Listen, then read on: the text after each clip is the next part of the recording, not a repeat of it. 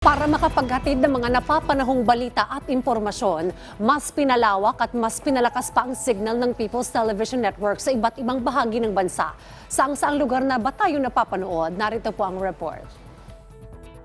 Sa loob ng ilang dekada, kasama niyo po ang People's Television Network sa paghahatid ng mga napapanahong balita at impormasyon.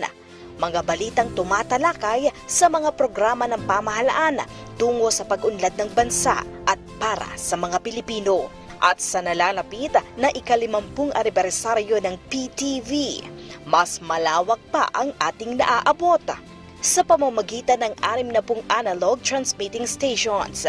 Dito sa Luzon, mapapanood ang mga programa sa PTV Channel 8 sa Cordillera, PTV4 Manila, PTV4 Palawan at PTV4 Naga. Sa Visayas, masusubaybayan nyo rin ang PTV sa PTV Channel 11 sa Cebu, PTV2 Guimaras, PTV10 Dumaguete, PTV10 Calbayog at PTV8 Tacloban.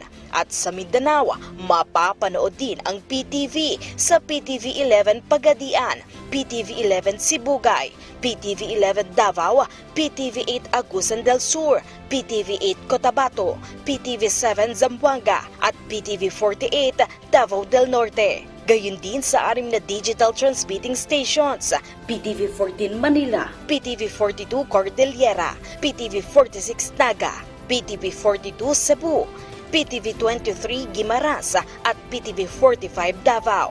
At saan man kayong panig ng mundo, maaari nyo ring mapanood ang PTV gamit ang aming social media platforms.